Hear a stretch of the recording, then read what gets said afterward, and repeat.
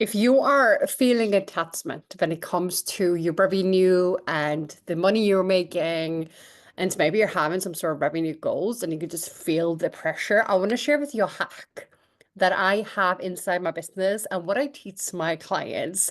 And it's so simple, but just so effective. Okay. So this has really been the key for me to map out those 10K plus months and then multiple 5 figure months as well. Okay. So for many years, just the background here, for many years, I was really focusing on the revenue goal.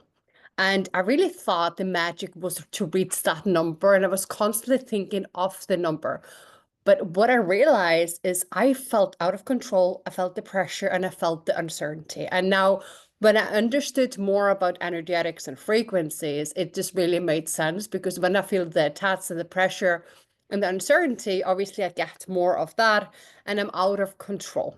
And it just makes it feel so hard and heavy because I was focusing on the wrong thing. So, what changed? So, the real breakthrough came when I realized I was focusing on the results. Yes, hitting that revenue target, if it's off it did, is great, but I was focusing on the wrong thing. And it really didn't create that predictability which I craved. It didn't really create that consistency or this feeling of being in control and this ease, joy, and flow, which I really want. Okay. So what I realized is not about the revenue, it's actually about the service. So the thing shifted when I actually stopped thinking of the revenue and the revenue goal. And what I did instead is I broke down that revenue goal into a service goal. And it's so simple. So all I had to do was, let's say it was a 10K a month. I want it. I would simply do the math. How many clients would that be inside my offers? So let's say if my offer, for instance, claim is a 3,333, you'll be three clients inside of claim. So instead of focusing on the 10K, I would focus on the three clients. And then I could focus on the service, the impact, how I'm going to help them. But now, because I was thinking of the people and the clients, I can start breaking that down and it became a lot more tangible as well. So I started focusing on the service. So what I noticed when I focused on the service, I was actually connected to the service frequency, to the value, instead of obsessing over the results, was all about me and created the pressure. I was focusing on the people I wanna help. So why does this matter? So first, you can control the service you provide. You can also get really clear what your clients need in order to buy from you. Now, we cannot always control when a client buys from you or what happens after they get the information, but what you can control is how you show up. So the question is, when I knew, okay, it's three clients, what has to happen in order for these people to buy from me? And then I know exactly why people buy from me. And then I can start crafting my buyer experience and make invitations accordingly. And then I can start looking at the data and the evidence. And then I could break that down into actions and I could control the action. And that gave me personal peace of mind and confidence, but also I started this business, yes, for the money, of course, but that is a byproduct of servicing my client. The point is to welcome clients and serve them as well. Okay.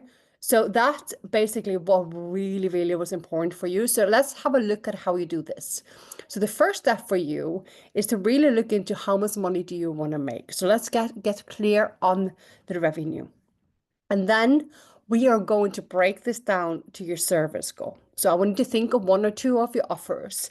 And what I personally recommend to my clients is first think of the sales goal, and later you can do this as a cash in. But look at if you offer it's like instant claim is a 3,333. Some people pay in full and some people pay a payment plan.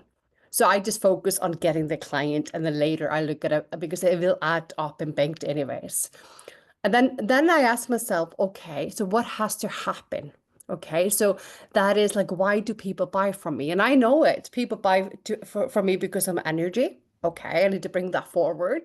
My knowledge, unlike a lot of business coaches out there, I've had 9 businesses. I know what it takes, but I have this superpower to really simplify things, and I bridge the gap between energetics and strategies.